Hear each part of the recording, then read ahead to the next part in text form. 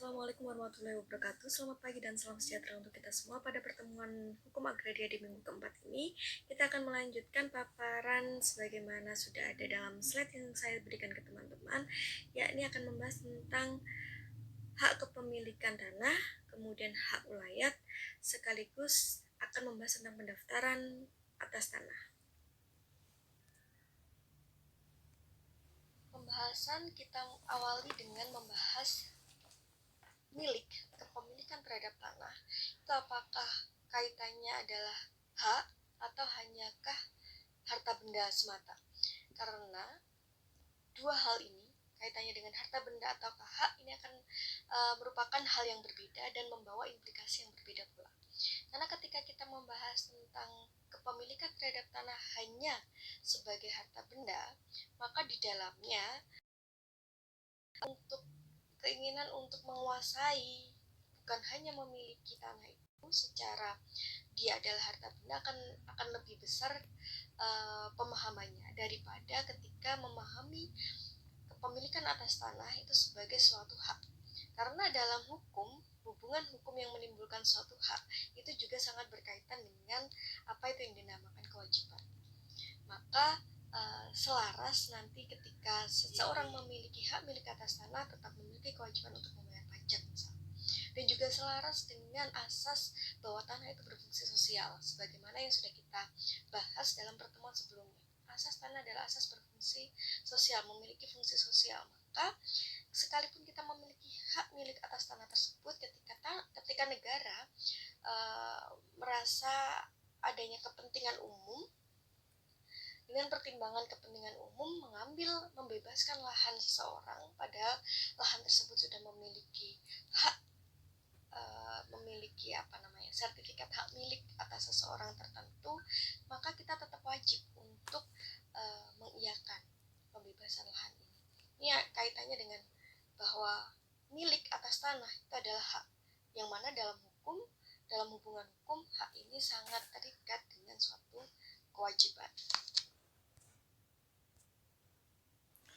Nah, kemudian kepemilikan ini melahirkan teori-teori isme. Di sini ada teori liberalisme dan teori sosialisme murni. Teori liberalisme murni menempatkan kepemilikan sebagai suatu kebebasan pribadi seseorang yang dalam masyarakat harus diutamakan dibanding dengan kepentingan masyarakat itu sendiri. Kemudian, boleh seseorang itu memiliki tanpa batas asal kepemilikan itu diperoleh dengan cara yang diperkenankan dan pemanfaatannya tidak mengganggu orang lain. Jadi sekalipun kepentingan individu itu berada di atas kepentingan masyarakat, tetap tidak diperbolehkan untuk mengganggu kepentingan orang lain. Kemudian dalam teori sosialisme murni, itu sebaliknya, menempatkan kepentingan masyarakat atau kepentingan umum di atas kepentingan individu atau kepentingan pribadi. Nah, bagaimana dengan Indonesia dengan pandangan atau isme yang berdasarkan atas ideologi Pancasila? Misal dalam keadilan sosial itu yang seperti apa? Apakah keadilan sosial itu memastikan atau menentukan kepentingan masyarakat itu lebih tinggi daripada kepentingan individu? Ternyata di kita antara kepentingan individu dan kepentingan masyarakat ini selaras itu, sejalan. Jadi kepentingan individu dan kepentingan masyarakat itu sebaiknya berjalan beriringan, tidak saling diutamakan. Yang mana telah berkali-kali saya sampaikan dalam pertemuan sebelumnya bahwasanya nilai yang kaitannya dengan hak milik individu yang tetap beririsan dengan kekuasaan negara, kuasa negara, tetap beririsan dengan kepentingan masyarakat umum inilah diambil dari nilai-nilai yang ada dalam hak ulayat. Nah, slide berikutnya kita akan membahas tentang hak ulayat. Lalu di sini teman-teman dapat menyimpulkan bahwasanya hubungan antara hak ulayat dan hak individu ini sifatnya fleksibel dan lentur. Dalam hal seperti apa fleksibel dan lentur ini? Sebagaimana yang sudah saya jelaskan sebelumnya, saya tegaskan di sini bahwasanya tiap-tiap hak individu memang memiliki hak kelola dan juga hak menikmati hasil. Namun ketika hak daripada masyarakat ulayat dengan tujuan atau dengan niatan kepentingan umum, maka hak individu ini bisa luntur. Maka ini sifatnya fleksibel dan lentur. Dan kemudian misal seseorang ini kemudian tidak menjadi bagian dari masyarakat ulayat lagi, entah itu karena dia melepaskan haknya atau karena ketentuan-ketentuan dalam masyarakat masyarakat wilayah tertentu, maka tanah yang awal mulanya merupakan tanah dengan hak kelola atas dirinya, maka kembali lagi kepada masyarakat ulayat. Begitu juga dalam hal ini masyarakat tanah hak ulayat. Tanah hak ulayat ini juga sifatnya fleksibel terhadap hak individu. Maka sekalipun itu merupakan kuasa daripada masyarakat ulayat, tetapi dapat dikelola tiap-tiap individu dari masyarakat ulayat. Nah, di sini juga ada konsep basiking reh atau hak pertuanan atau hak ulayat yang kemudian melahirkan subkonsep ada dua. Yang pertama, tidak adanya kekuasaan untuk memindah tangankan hak. Jadi seseorang individu dalam masyarakat ulayat tidak diperkenankan untuk memindah tangankan hak tanahnya kepada masyarakat di luar masyarakat ulayat. Kemudian yang subkonsep kedua, terdapat interaksi antara hak komunal dan hak individual. Ini selaras dengan apa yang saya sampaikan, saya jelaskan dalam slide sebelumnya. Di sini keberlakuan hak ulayat ini masuk ke dalam dan juga keluar. Dalam hal ke dalam, berlakunya hak ulayat berlaku terhadap persekutuan dan anggota-anggotanya yang dalam hal ini mempunyai hak untuk menarik dari tanah dan segala hal yang tumbuh dan hidup di atas tanah itu, mendirikan tempat kediaman, menggembala ternak, mengumpulkan bahan makanan, berburu, memancing. Itu berlaku hak ulayat bagi masyarakat dalam. Kemudian masih terkekangnya hak individual di dalam hak masyarakat ulayat karena tidak diperbolehkan memindah tangankan hak tadi, dan persekutuan dapat menetapkan tanah untuk kepentingan umum. Nah, berlaku hak ulayat keluar, itu hak ulayat memberlakukan larangan bagi orang luar untuk menarik keuntungan dari tanah itu kecuali dengan izin dan sudah membayar uang pengakuan atau rekognisi. Jadi pemindah tanganan hak itu memang sebetulnya hukum asalnya adalah tidak diperbolehkan, tetapi bisa diperbolehkan asalkan dengan izin masyarakat ulayat secara universal, maksudnya secara keseluruhan itu mengizinkan adanya pengelolaan tanah oleh warga asing dan harus adanya pembayaran pengakuan, pembayaran rekognisi. Orang luar di sini juga dilarang memiliki tanah perseorangan atas tanah pertanian. Ini memperlihatkan hak ulayat tidak hanya berlaku bagi masyarakat dalam, tetapi juga berlaku bagi masyarakat luar, karena adanya larangan-larangan seperti yang ada dalam slide ini. Konsep hak milik yang ada dalam ulayat tadi itu kemudian ada beberapa yang diambil sebagai pengaturan dalam pengaturan Undang-Undang Pokok Agraria. Seperti yang saya paparkan dalam pertemuan kita kemarin. Nah, di sini ada konsep hak milik yang sudah saya rangkum dalam Undang-Undang Pokok Agraria. Hak milik sifatnya turun-temurun, hak milik dapat beralih dan dialihkan kepada pihak lain. Ini kalau konsep ke dalam ya, jadi peralihan bagi sesama warga negara Indonesia. Tapi kalau keluar ya konsepnya sama, harus ada perizinan dan pembayaran tertentu, jadi ada ketentuannya. Kemudian hanya warga negara Indonesia saja yang mempunyai hak milik. Badan hukum dapat mempunyai hak milik dengan syarat tertentu berdasarkan ketetapan pemerintah. Orang yang bukan warga negara Indonesia yang memperoleh hak milik atas tanah wajib melepaskan haknya ya, karena memang ketentuan dasarnya adalah hanya warga negara Indonesia saja yang memiliki hak milik. Hak milik terjadi menurut hukum adat, penetapan pemerintah, dan ketentuan undang-undang. Hak milik beserta dengan peralihannya hapus dan pembebanannya dengan hak lain harus didaftarkan sebagai bukti. Penggunaan tanah milik oleh bukan pemiliknya dibatasi. Hak milik dapat dijadikan jaminan utang dengan dibebani hak tanggungan. Pemindahan hak milik menurut hukum adat beserta pengawasnya diatur oleh pemerintah.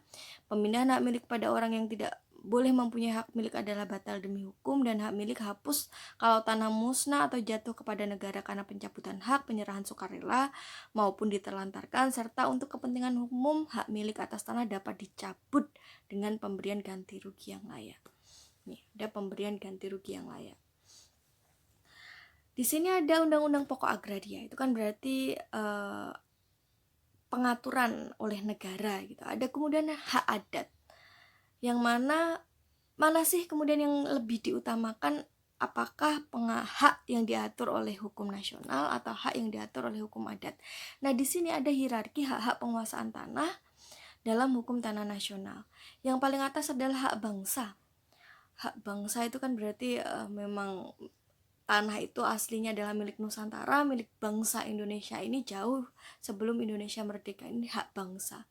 Kemudian karena kita sudah menjadi negara yang merdeka dengan pemerintahan yang berdaulat, muncullah undang-undang pokok agraria misal, yang itu di dalamnya berdasarkan pasal 33 ayat 3 konstitusi kita yang menentukan bahwa kuasa tanah itu adalah kuasa negara. Ini namanya hak menguasai negara. Tapi hak menguasai negara ini tetap harus memperhatikan dan menghormati hak-hak masyarakat ulayat itu. Kenapa hak masyarakat ulayat atau hak masyarakat hukum adat ini muncul dalam hierarki yang ketiga. Terakhir adalah hak-hak tanah beraspek perdata atau perseorangan atau individual, yang kemudian keluar dengan lembaga-lembaganya seperti hak milik, kemudian hak guna usaha, hak guna bangunan, dan lain sebagainya. Itu adalah hak tanah yang beraspek perdata. Ini hierarkinya. Sehingga dapat kita simpulkan sebetulnya dengan teori isme tadi. Teori isme ada liberalisme, ada sosialisme. Teori liberalisme mengutamakan kepentingan individu, teori sosialisme mengutamakan kepentingan umum, sedangkan kita itu berada di antaranya, ya mementingkan individu iya, yang mementingkan umum iya, sama-sama.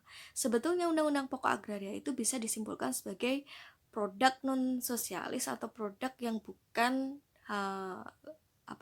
dilahirkan dari pandangan komunis itu. Karena kenapa saya harus menyampaikan demikian?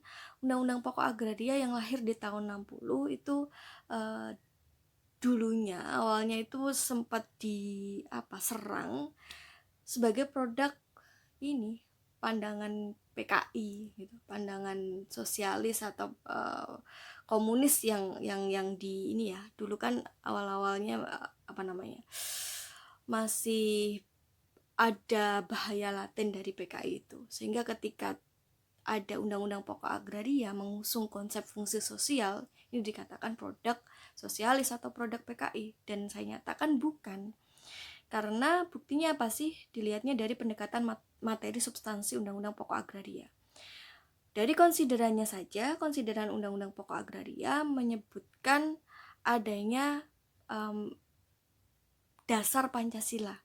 Itu ada pada konsideran UPA di bawah perkataan berpendapat huruf C. Di situ ada dasar ideologinya Pancasila sebagai dasar landasan pembentukan Undang-Undang Pokok Agraria. Kemudian pada penjelasan umum angka 1 Undang-Undang Pokok Agraria juga memperlihatkan dasar hukumnya adalah Pancasila. Yang mana Pancasila ini jewantahkan lebih konkret, lebih detail, persila-silanya itu ada dalam pasal-pasal yang saya masukkan dalam slide ini. Silakan teman-teman bisa sambil cek pasal-pasal yang ada dalam Undang-Undang Pokok Agraria, apakah memang betul mencerminkan sila-sila sebagaimana yang saya tuliskan dalam slide ini. Oke, itu pembahasan tentang hak ulayat. Berikutnya kita akan membahas tentang pengadaan tanah untuk kepentingan umum. Nanti kalau ada pertanyaan tentang hak ulayat, silahkan untuk bertanya langsung melalui WhatsApp secara pribadi ataupun WhatsApp grup. Nah, di sini ada materi berikutnya adalah pengadaan tanah untuk kepentingan umum. Oke, latar belakang adanya pengadaan tanah untuk kepentingan umum. Dalam rangka mewujudkan masyarakat yang adil, makmur, sejahtera berdasarkan Pancasila dan Undang-Undang Dasar NRI 45, pemerintah perlu melaksanakan pembangunan. Nah, untuk menjamin terselenggaranya pembangunan guna kepentingan umum diperlukan tanah yang pengadaannya dilaksanakan dengan mengedepankan prinsip kemanusiaan demokratis dan adil. Ini bisa teman-teman juga lihat dalam landasan pembentukan pengaturan tentang pengadaan tanah untuk kepentingan umum. Ada upaya untuk mewujudkan kesejahteraan melalui upaya pembangunan, yang mana pembangunan ini pasti memerlukan tanah. Dasar hukumnya pasal 33 Undang-Undang NRI tahun 45, Undang-Undang nomor 2 tahun 2012, PP Perpres nomor 71 sampai dengan peraturan-peraturan yang saya sampaikan di sini. Kita bahas satu persatu tinjauan umum pendefinisian pengadaan tanah. Pasal 1 yang diatur dalam pasal 1 angka 2 Undang-Undang nomor 2 tahun 2012. Pengadaan tanah untuk kepentingan umum adalah suatu kegiatan menyediakan tanah dengan cara memberi ganti kerugian yang layak dan adil kepada pihak yang berhak. Yang mana kepentingan umum di sini diatur di pasal 1 angka 6-nya, yang berarti kepentingan bangsa, negara, dan masyarakat yang harus diwujudkan oleh pemerintah dan digunakan sebesar-besarnya untuk kemakmuran rakyat. Di sini yang menjadi titik fokus adalah pengadaan tanah harus ada ganti kerugian yang layak dan didasarkan kepada kepentingan umum, yang mana kepentingan umumnya diatur lebih lanjut yaitu kepentingan bangsa dan negara yang diwujudkan oleh pemerintah untuk kemakmuran rakyat. Itu. Unsur pengadaan tanah di sini ada pengadaan tanah bagi pelaksanaan pembangunan untuk kepentingan umum oleh pemerintah atau pemerintah daerah yang dilaksanakan dengan cara pelepasan atau penyerahan hak atas tanah.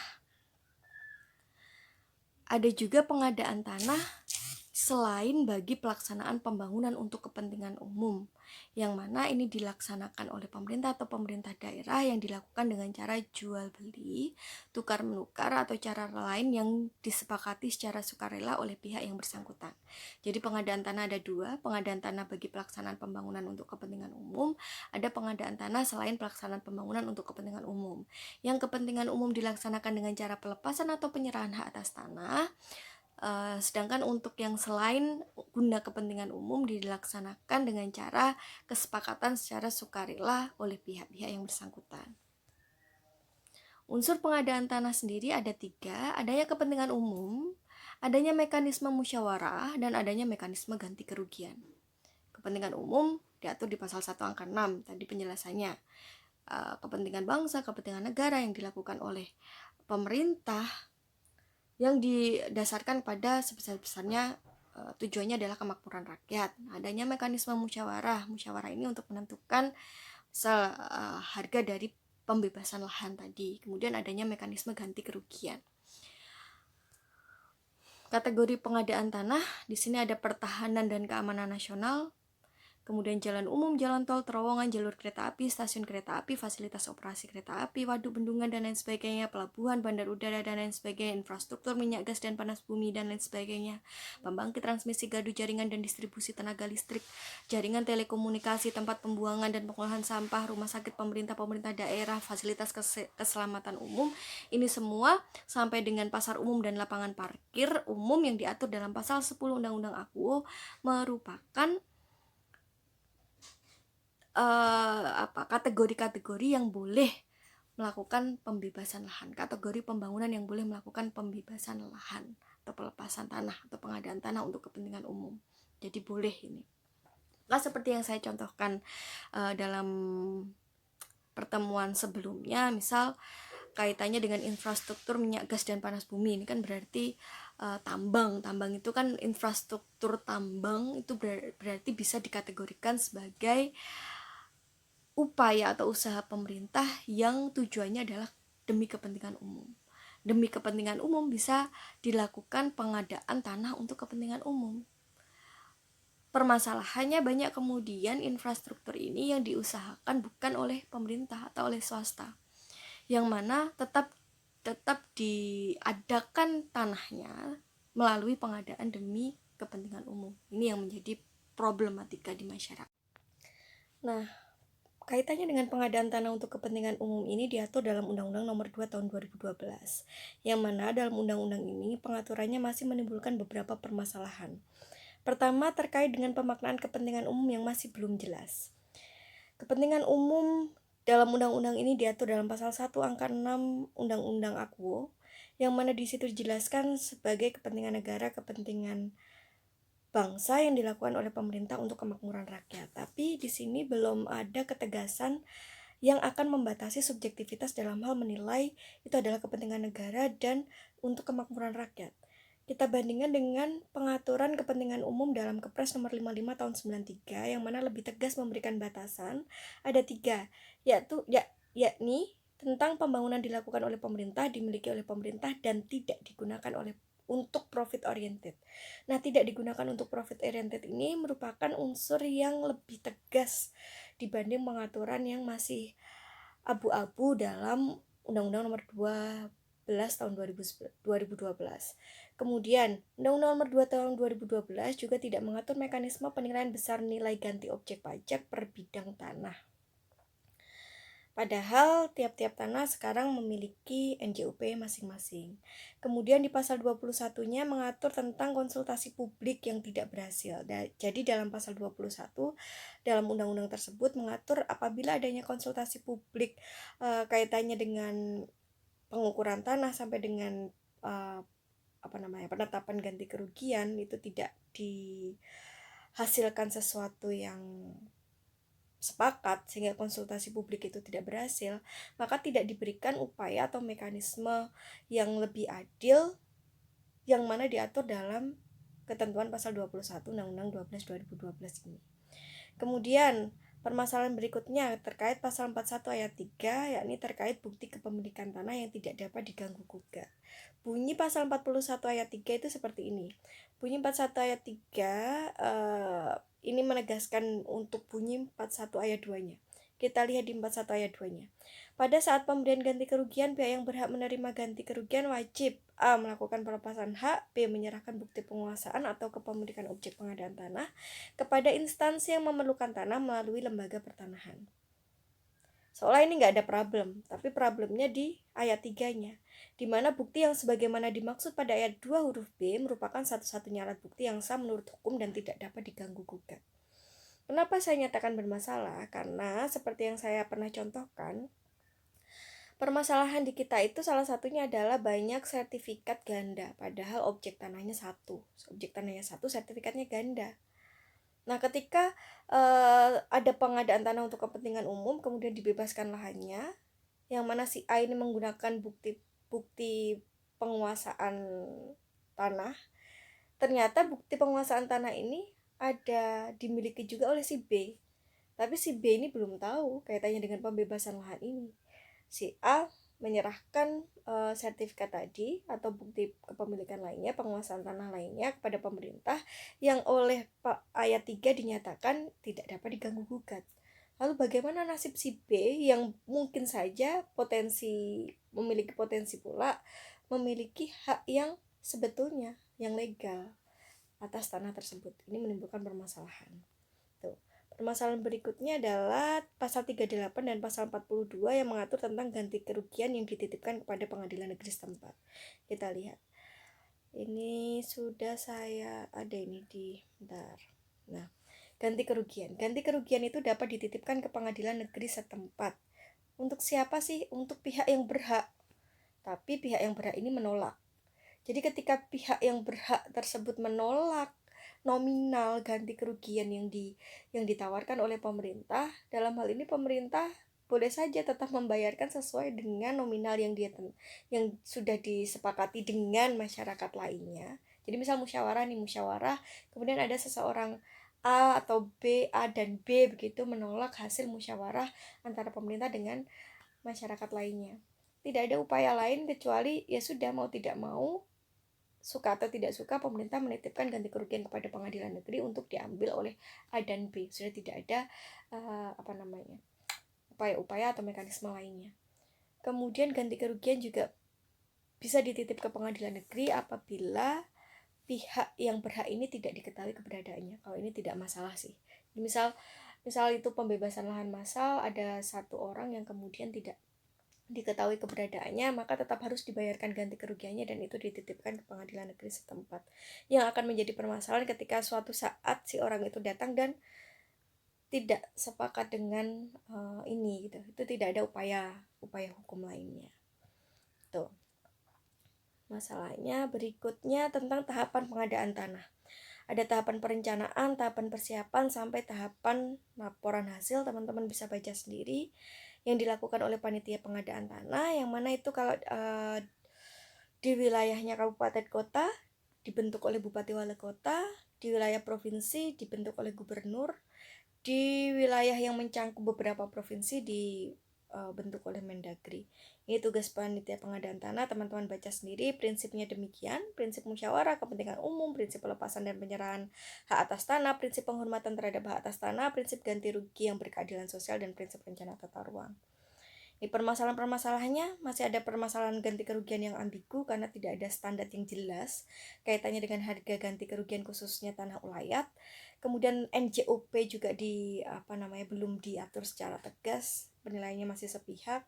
Konsep penyelesaian masalah pengadaan tanah yang belum optimal karena masih ada peluang-peluang untuk tidak adanya upaya hukum yang lebih adil. Kemudian sertifikat tanah milik pemerintah dilihat dari konsep hak menguasai oleh negara. Jadi masih ada beberapa bidang tanah yang kemudian memiliki sertifikat hak milik yang itu adalah hak milik pemerintah. Padahal kan pemerintah tidak diperbolehkan untuk memiliki, tetapi hanya menguasai peruntukan tadi. Ini juga masih ada problem di sini. Ada miskonsep di sini. Kemudian berikutnya ada pengadaan tanah oleh pemerintah yang berbenturan permasalahan sertifikat ganda tanah. Itu yang sering kali kita bahas. Ini penilaian ganti kerugian.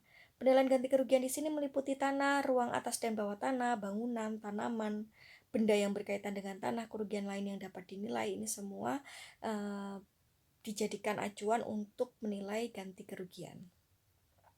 Pemberian ganti rugi dalam bentuk uang, tanah pengganti, pemukiman kembali, pemilikan saham, dan bentuk lain yang disetujui. Saya ulangi, jadi untuk yang ganti kerugian bagi pihak yang berhak namun posisinya tidak diketahui keberadaannya, misal ganti rugi massal begitu, pengadaan tanah, pembebasan lahan massal, salah satu tanahnya ternyata tidak diketahui pemiliknya diketahui tetapi tidak diketahui keberadaannya, sehingga musyawarah pun dia tidak ada gitu. Nah, untuk demikian ganti kerugiannya tetap harus dibayarkan tetapi dititipkan ke pengadilan negeri setempat. Tuh. Penyerahan hasil. Lembaga pertanahan menyerahkan hasil setelah pemberian ganti kerugian, dan ganti kerugian itu juga sudah dititipkan ke pengadilan negeri untuk 2 kategori tadi. Instansi yang memerlukan tanah memulai pembangunan dan instansi tersebut wajib mendaftarkan tanah yang diperoleh. Dalam hal ini juga diatur hak, kewajiban, dan peran masyarakat. Di sini hak masyarakat adalah mengetahui rencana pengadaan tanah dan memperoleh informasi, jadi tidak ujuk-ujuk kemudian langsung dibebaskan lahannya, harus tahu rencananya seperti apa. Kemudian kewajibannya adalah mematuhi ketentuan pengadaan tanah, dan perannya adalah memberikan masukan lisan tertulis mengenai pengadaan tanah serta memberikan dukungan dalam penyelenggaraan pengadaan tanah karena kesadarannya bahwa tanah itu berfungsi sosial. Nah, dalam hal pengadaan tanah untuk kepentingan umum, cara yang bisa dilakukan pertama adalah pembebasan tanah. Pembebasan atau pelepasan hak atas tanah. Pembebasan atau pelepasan hak atas tanah itu apa sih? Pembebasan pelepasan hak atas tanah adalah pelepasan hubungan hukum antara seseorang dengan tanah yang dimilikinya dengan cara pemberian ganti rugi yang besarnya didasarkan pada musyawarah antara kedua belah pihak. Maka unsur yang utama dalam pembebasan atau pelepasan hak atas tanah adalah musyawarah atas ganti rugi yang akan ditentukan atau yang akan diberikan oleh pemerintah kepada pihak yang bersangkutan. Pembebasan merupakan salah satu cara dalam pengadaan tanah karena masih ada cara berikutnya yang nanti akan kita bahas di slide berikutnya. Acara apa itu? Caranya adalah adanya proses pencabutan.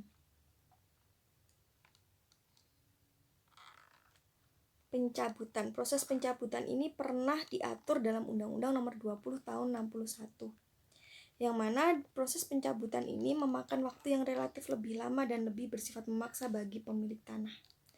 Sedangkan prosedur pembebasan adalah lebih cepat dan dirasakan lebih menjamin tidak timbulnya keresahan masyarakat, karena untuk adanya pembebasan harus adanya musyawarah sehingga ada kata sepakat.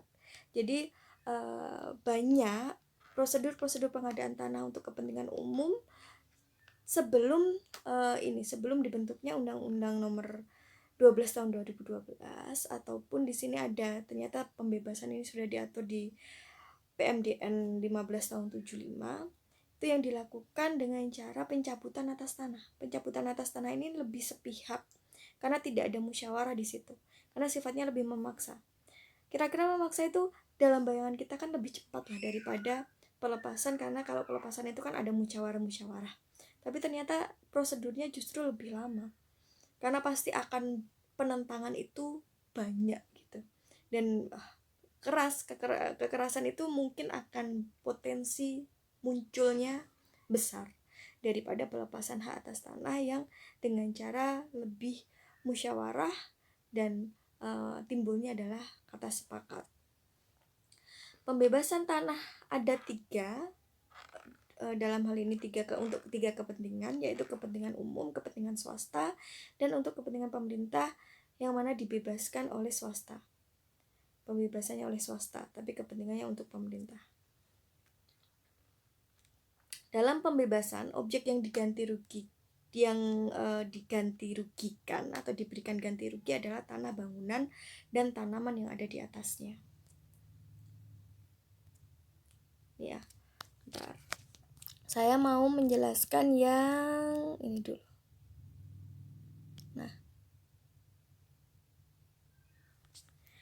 pembebasan tanah ada 3 kepentingan tadi. Jangan sampai teman-teman salah memahami ya. 3 kepentingan itu berbeda dengan pembahasan demi kepentingan umum. Ada 3 kepentingan sendiri. Ada kepentingan umum, ada kepentingan swasta, ada kepentingan pemerintah tetapi dibebaskan oleh swasta. Nah, untuk kepentingan umum itu inilah yang digunakan cara pembebasan lahan. Karena ini upaya pengadaan tanah untuk kepentingan umum. Tapi untuk kepentingan swasta beda lagi. Namanya bukan ganti rugi tetapi jual beli gitu. Nah, untuk pemerintah yang dibebaskan oleh swasta ini mengikut sertakan swasta.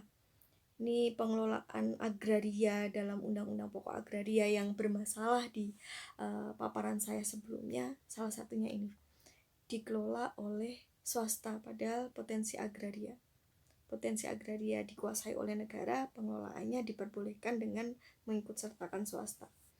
Tapi terbalik kalau di masyarakat saat ini kejadiannya adalah justru untuk kepentingan swasta, tapi dibantu oleh pemerintah. Nah, ini yang bisa teman-teman ulik, teman-teman kaji kaitannya dengan pengadaan tanah untuk kepentingan umum.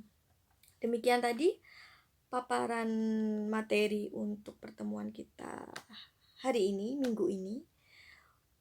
Pengadaan tanah untuk kepentingan umum ini akan saya lanjutkan pembahasannya pada pembahasan berikutnya setelah ini gitu. Terima kasih. Assalamualaikum warahmatullahi wabarakatuh. Selamat siang.